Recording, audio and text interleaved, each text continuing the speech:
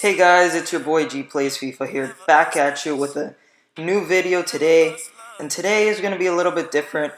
I'll have FIFA gameplay in the background, but the topic in this video is not FIFA. It's actually Kanye's new album that he just dropped, The Life of Pablo, TLOP.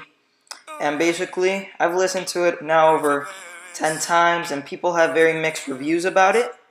So I'm just going to review track by track what I think of the album. Personally, I think it's great, but I'm going to go track by track and just say what I like about each track. And his first track on the album is Ultralight Beam, so let's begin with that. So Ultralight Beam is one of my favorite tracks on this album, for sure. When Kanye said that his album was going to be very gospel-y, you feel it in the song. It's a very heavy gospel song. And the intro of the song, at first, I thought it was his daughter North, because it's like a little girl being all religious. But somehow, Kanye found this video with barely any views online and used it for his intro. It's really weird. I'm going to play it right now. Yes, God.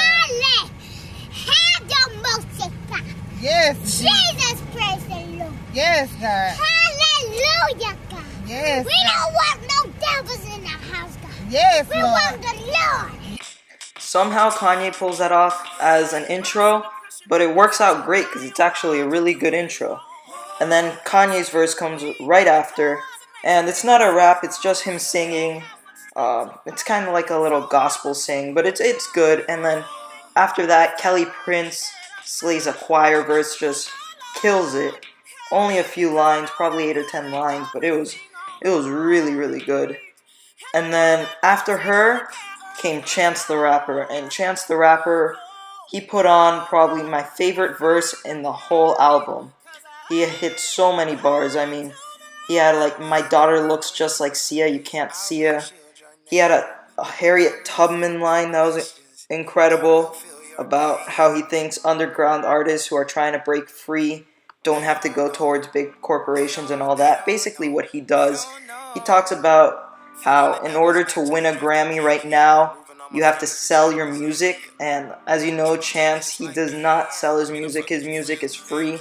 He makes his money off of like tours and concerts, but not off of selling singles or his album. So I think him and Kanye are actually trying to work on switching that from the Grammys, that your music does not have to be sold in order to win a Grammy. But yeah, he just talks about a lot of stuff, and it's just an amazing, amazing verse and an amazing song. So the second track on his album is Father Stretch My Hands Part 1.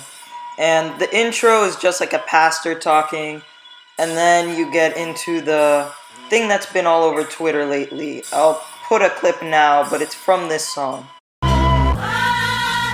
If young Metro don't trust you, I'm gonna shoot you. Beautiful morning. So Future does say that in other songs that he's on, but the one that's been on Twitter recently is from this song, because as you can hear, after Future's done saying that, Kid Cudi's hook of the song of beautiful, he says beautiful morning, it's a really, really good hook, and that ends up leading into Kanye's verse, the only verse in the song. And I really, really do like this verse, but the first line about bleaching assholes, it was funny, but it was really weird. Like, not my type of thing, but it was okay. It's a funny line, but overall, I really like the song. It was produced by Metro Boomin, as you can tell, because that Future had that line in there. And Chance helped write it, even though he's not in it. But he helped write a lot of the songs on this album. And it actually was a really good song. The third track is Father Stretch My Hands Part 2. And I like this better than Part 1. It's Kanye and Designer. And at first, when I first heard this track, I mean, Designer, I didn't know who he was. He sounds exactly like Future. So I could have sworn Future was in this album, but he's not. But I really did like the song. Kanye auto-tuned his voice really hard, but I really did like it. Kanye did go pretty deep. He talked about his mother's death. Talked about his dad and about how like his dad left him when he was younger, and he doesn't want to make the same mistakes his dad did, because his dad and his mom got divorced because his dad was putting work in front of Kanye and his mom. So he said he's getting very overwhelmed with work and doesn't want to make the same mistake that his dad did with the family. But I do really, really like this track. It's a very good track. Track number 4 is called Famous, and it's him and Rihanna. Rihanna does the intro, and she does the hook, and she does a really good job. I really like her parts. Kanye has 2 verses, and in his first verse, the first line, he makes one of the most controversial statements in the whole album. He claims that he's the reason why Taylor Swift is famous. Taylor later responded to that when she was receiving an award, saying that the only reason she's famous is because of herself, which is pretty much true, but I actually kind of like Kanye's arrogance there and how he likes to be arrogant. I just really like it. It's funny. It's funny. It's a funny song. It's good. I like it. So track number 5 is called Feedback, and this song is all Kanye. And I really like this song again. He has a very catchy hook, and his verses were really, really good. He had multiple references to having your hands up, like in a cop situation, and his last line was, "Hands up and the cops shot us." So he was basically referencing multiple of times black deaths from police officers and basically the racism that comes from the police force. And the outro of the song was hilarious. He was acting like the ghetto Oprah, and it was kind of random, but at the same time it was really, really funny and fit the song well. And I really like the song. Track 6 is called Lowlights, and it's not a song, it's just a girl preaching. It's like a gospel paragraph pretty much that a lady is dictating. It's a skit pretty much. The 7th track on this album is called Highlights, and it's Kanye and Young Thug. And to be honest, Young Thug did the intro, and it was pretty good. But there were just a few things in the song that I didn't like. Like, the song itself was really good, but there were a few lines that just threw me off.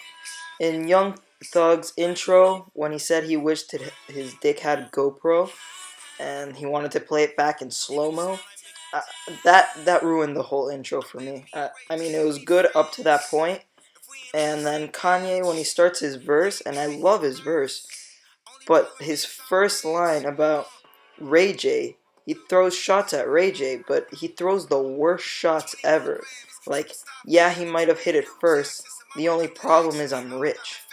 I mean, I don't know how rich you are, Kanye. You're $53 million in debt, but you know. And you're kind of saying that he hit it first, so it was just a really bad diss. Like, really, really bad. But the song itself, other than those 2 things, I really like. I mean, it's just showing the highlights of his career and all the highlights he still wants to make. But it's a good song, but not an incredible one. So the 8th track on the album is called Freestyle For, and it's Kanye and Designer. And Designer pretty much does the outro / hook. I mean, it's a short freestyle, I guess you could say. It's like 2 minutes. But honestly, it's one of my least favorite tracks on the album. The lyrics on Kanye's verse is just so weak. I mean, he's just like, what the fuck right now, what the fuck right now? Would everybody start fucking? Would everybody start fucking?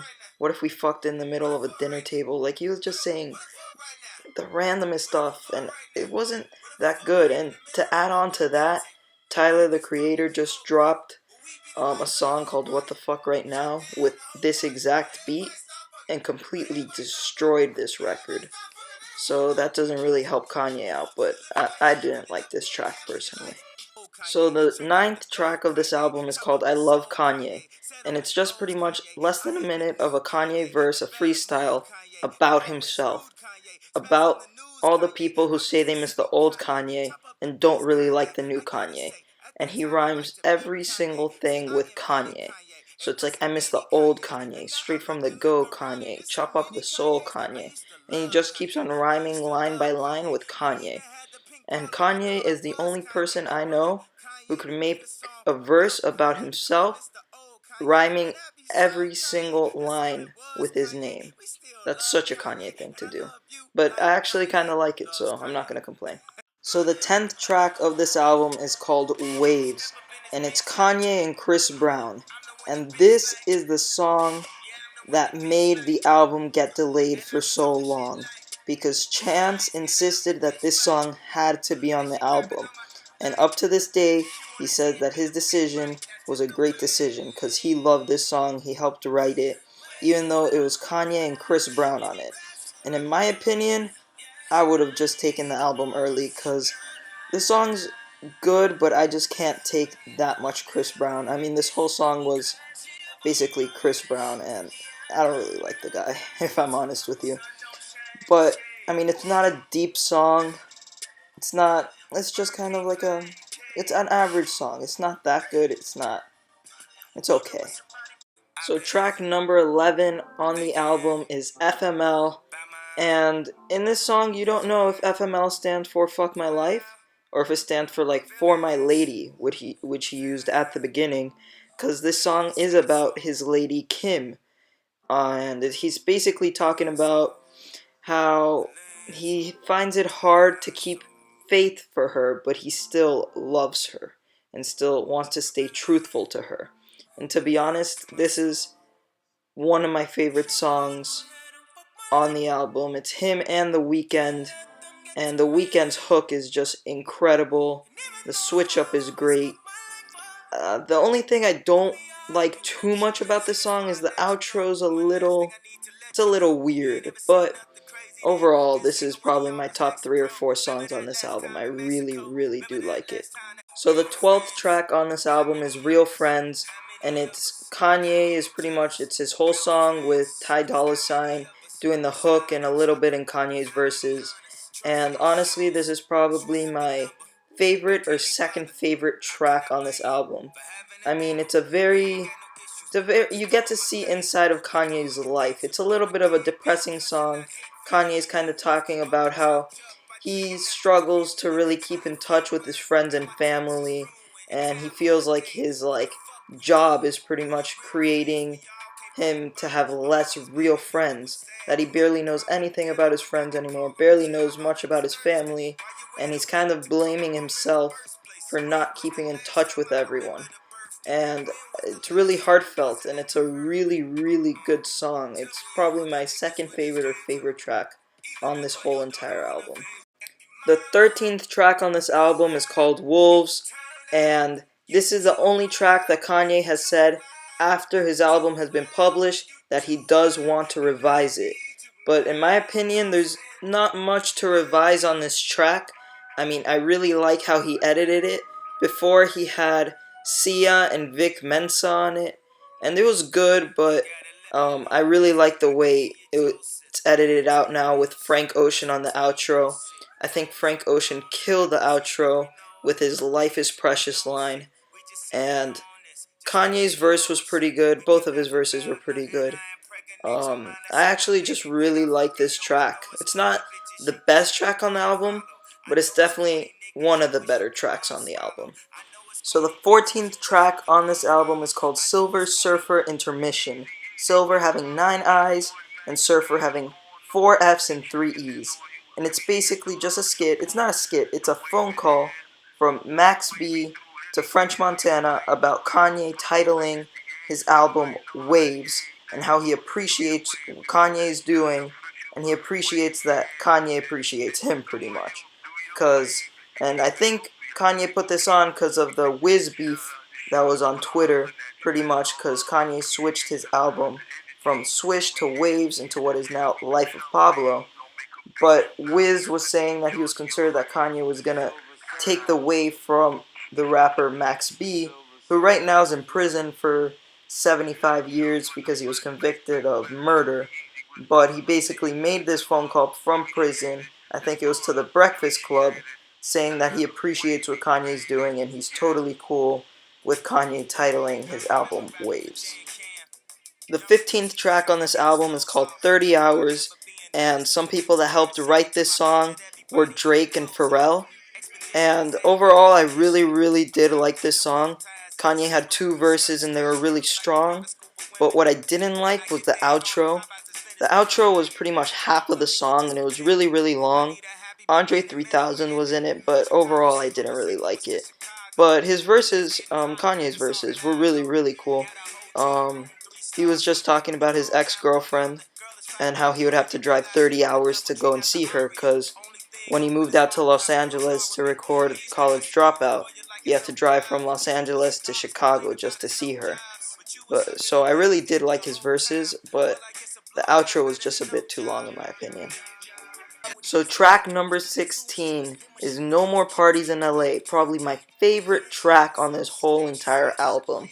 Kanye and Kendrick have finally collabed and made a song, and the song was produced by Madlib. It was actually produced by them for Kanye around 5 years ago when he was working on My Beautiful, Dark, and Twisted Fantasy.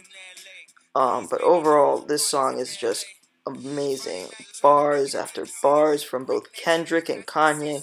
I think Kanye killed it personally more than Kendrick, but this song was just amazing. It's just literally 5 or 6 minutes of straight bars. It's ridiculous. It's probably the best song on this whole album. Really, really good. So track number 17 is called Facts, and basically this song is Kanye is talking bad about Nike, and he is praising his Adidas Yeezys Boost line, and he's talking shit about Nike a lot. He's talking that they wouldn't be anything without Drake, that they had to pay LeBron $1 billion just not to run away. He had a line in there about how they treat their employees just like slaves. The hook was really funny. It was like Yeezy, Yeezy, Yeezy just jumped over Jumpman, and it was good. It's a funny song. I like it personally, but this is a song you either love or you're gonna hate. It's a little overhyped, but I do personally like this song. Finally, onto the last track, track number 18, the outro of the album, is Fade. Now, this song is one of my least favorite songs on this album. The beat on this song is great, but the verses are just awful. Post Malone is on it and Ty Dolla $ign's on it too, but they have nothing to offer this song. Their verses are weak. Kanye was weak in the song. Everyone was. It was just a really poor song. But overall, excluding this track, I just really, really liked the album in general. It was a really good album, much better than I expected. And yeah, I hope you guys enjoy the different type of content I'm trying to bring. I'm trying to bring things that aren't just FIFA. I want to talk about things that I'm just thinking about in general in life, what I want to talk about.